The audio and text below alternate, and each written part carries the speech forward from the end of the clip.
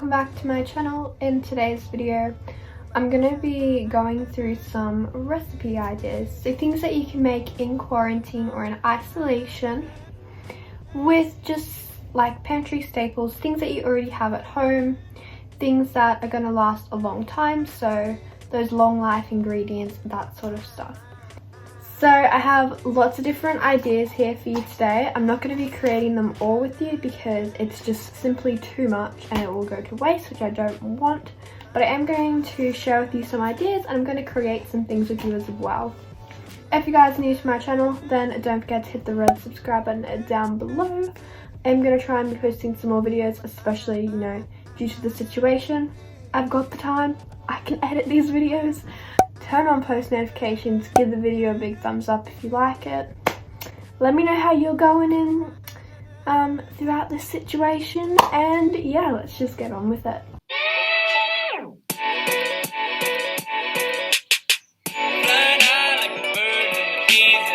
So yeah, the very first thing on the list is the peanut butter 3-ingredient quarantine cookies. Now I've been seeing this recipe all over Facebook for like this entire period, so I was like, I need to try these out, so I did.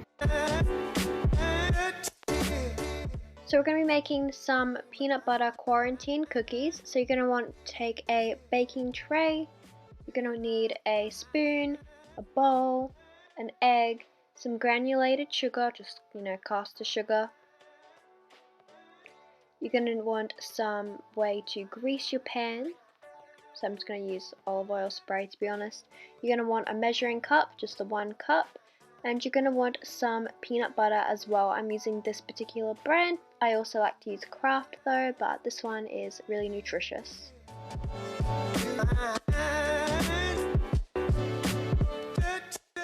So you're going to preheat your oven to 160 degrees Celsius.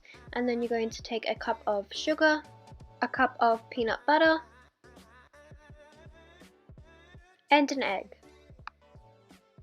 Give that a good mix, just until everything's nice and combined.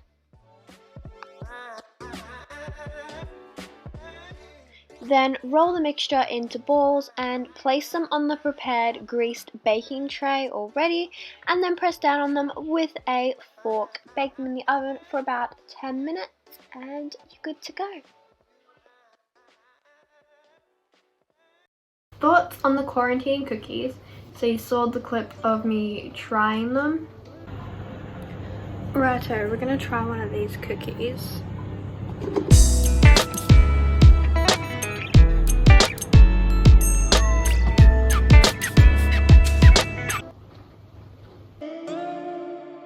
I thought they were chewy, they were nice, they had a good flavour. Honestly, as a fan of these, I would make them again. The fact that they were dairy-free, flour-free, gluten-free.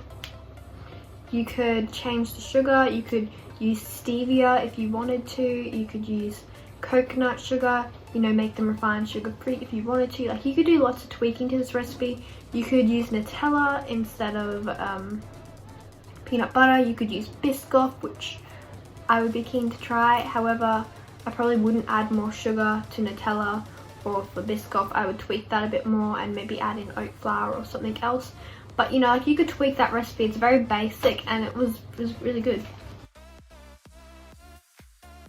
The Great Depression chocolate cake.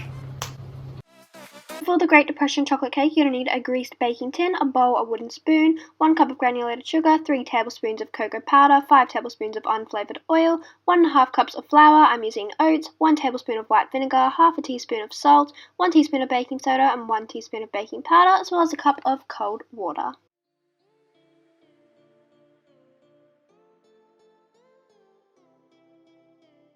So this is editing Jaclyn. I'm really sad about the quality of all these video clips. It makes me so sad. Like, I don't know what happened.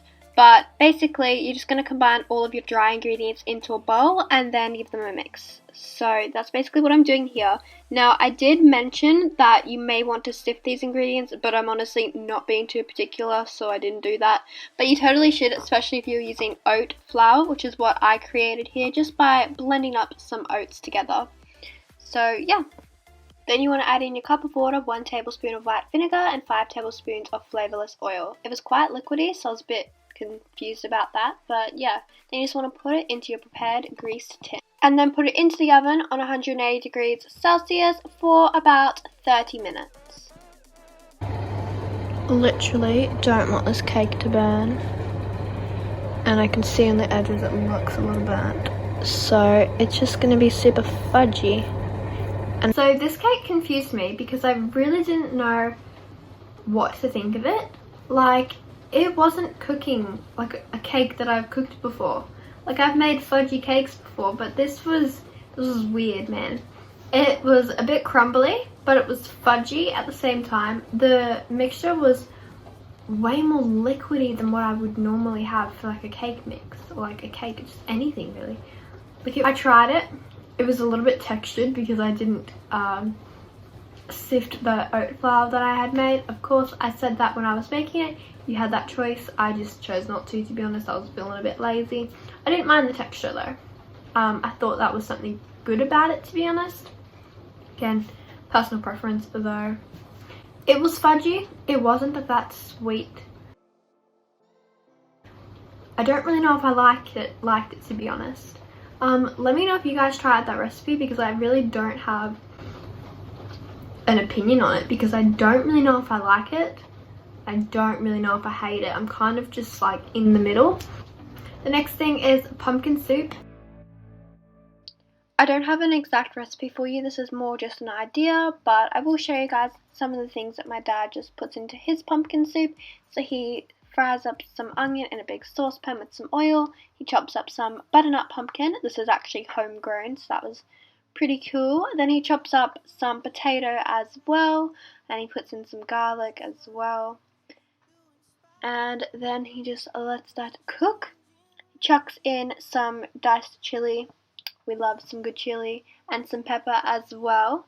And then he puts in a little bit of chicken stock. We actually ran out, so he just put in some chicken salt. This is like without the actual salt. It's like literally the chicken powder with some hot water. And we let that simmer for about half an hour. And then he just puts it all in like a blender or food processor until it's nice and smooth. And this is the finished result. It was delicious.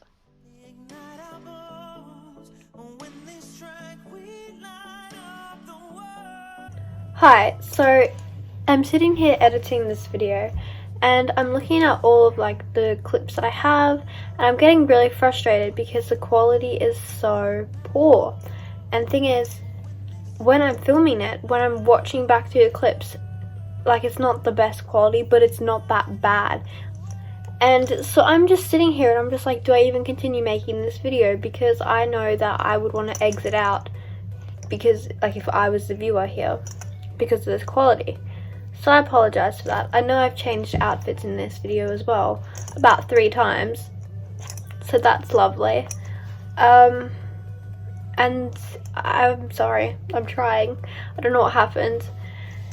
But the next idea is a 2-ingredient dough. So all you need for this is just some self-raising flour and some Greek yogurt. It's like, this will go perfect with your pumpkin soup.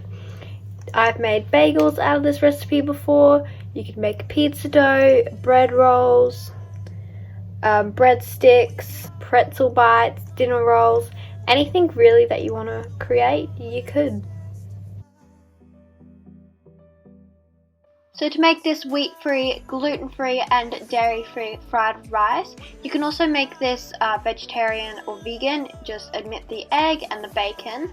But basically, you just want to cook up some eggs with some garlic and onion mixed with bacon. We like to put in some ginger as well. Whilst doing that, have your rice cooking. We cook about 3 cups of rice, but it makes a lot, I will say. So we're not really too particular. That's just the rice that we had in the house. So yeah. Now we use this gluten-free soy sauce. You can use a sweet soy sauce, which will give it a really nice taste. However, just be really careful with what particular sauce you use if you do want to make it gluten-free, because they're not all gluten-free. And then yes, we have an onion as well. Now we don't add garden peas, but you totally could. This would make it really, really nice. We like to top ours at the end with some green shallots, and it just makes it taste really good and gives it that little bit of colour that's lacking when we don't have the garden peas.